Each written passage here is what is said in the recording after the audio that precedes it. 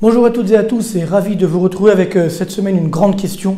Pourquoi la France, et également la zone euro d'ailleurs, sont-elles les championnes de la récession dans cette crise du coronavirus? J'ai lancé la polémique il y a quelques jours sur Capital.fr notamment, ce qui a fait couler beaucoup d'encre, mais c'est pas simplement important de le dire, il faut également le montrer. D'où l'importance de cette chronique pour visualiser, c'est pas simplement un discours, c'est une réalité économique que nous allons voir ensemble. Alors attention, avec un premier graphique qui est bien sûr assez dur à supporter, qui va montrer l'effondrement du PIB en France. Je vous rappelle que le PIB, bien sûr, c'est la richesse que nous créons, hors inflation, bien entendu. Et donc regardez, la courbe bleue, c'est la variation trimestrielle, donc effondrement, moins 5,8% de baisse du PIB. En rouge, c'est le glissement annuel, vous voyez, moins 5,4%, c'est ici, on le voit. Et donc, on n'a tout simplement jamais vu ça. Vous voyez, là, c'était le krach de 2009.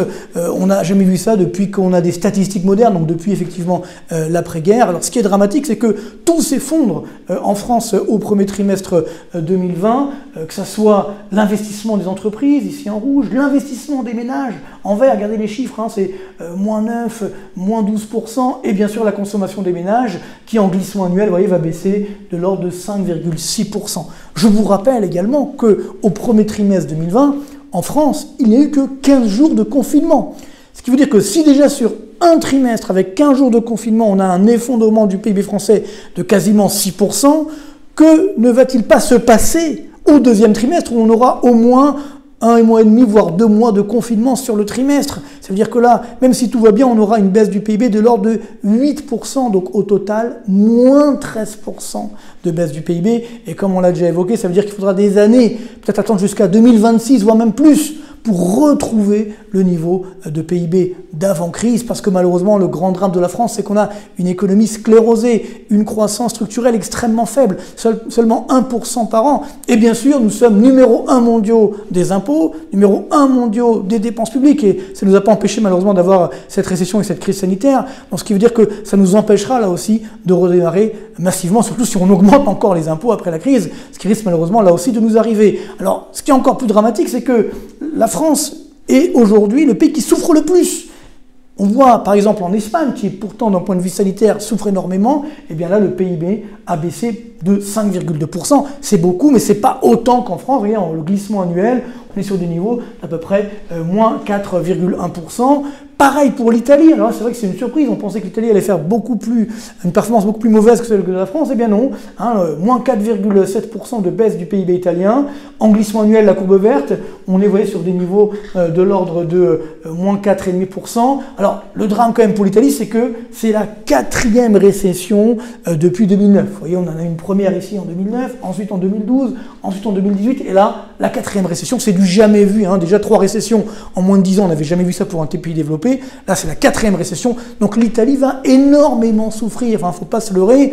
D'un point de vue, évidemment, sanitaire, c'est déjà le cas. D'un point de vue économique, financier, sociétal peut-être également. Et elle pourrait même entraîner la zone euro dans son sillage. Est-ce que la zone euro va résister à cette crise du coronavirus avec une crise italienne qui va devenir assez dramatique? Parce que je vous rappelle que la dette publique italienne, c'est 2400 milliards d'euros. Comment va-t-on s'en sortir? Donc la zone euro également est menacée. Et justement, si on regarde la zone euro, alors là aussi, au premier trimestre, le PIB a bien baissé.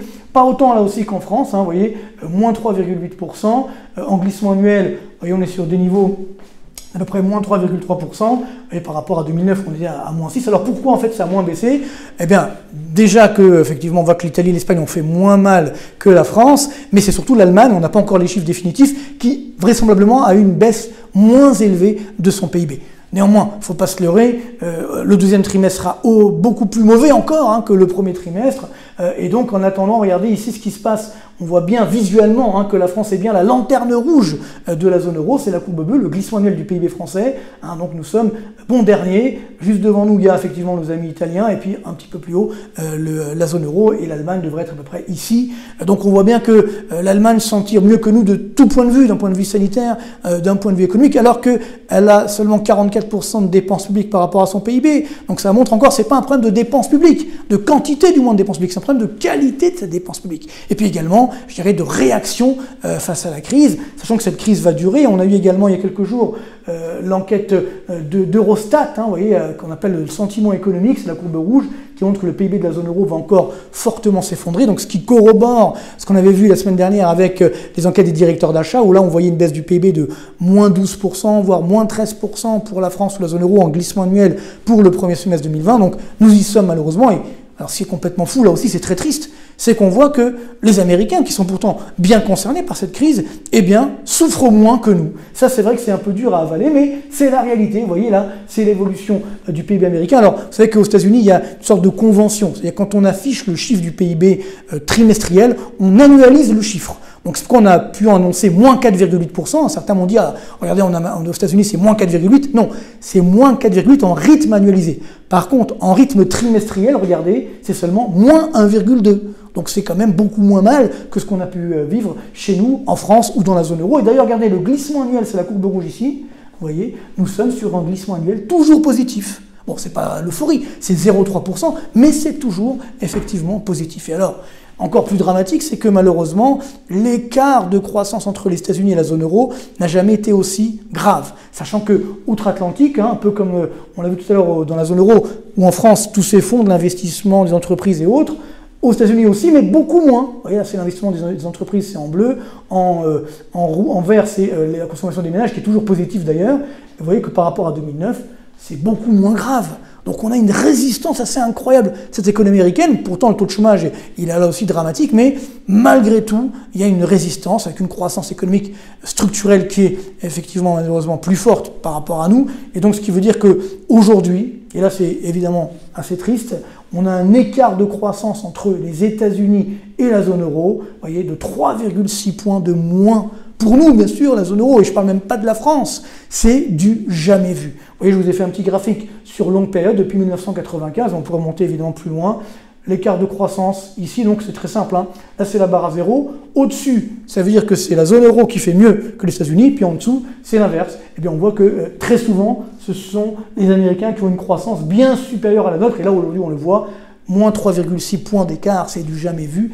Ce qui veut dire que, tenez-vous bien, si vous regardez l'écart cumulé, vous voyez tous ces écarts cumulés depuis 1995, c'est la courbe rouge, regardez bien, 90 points de croissance, hein, de moins finalement pour nous par rapport aux États-Unis. Encore une fois, je vous rappelle que c'est le cumul des écarts annuels de croissance.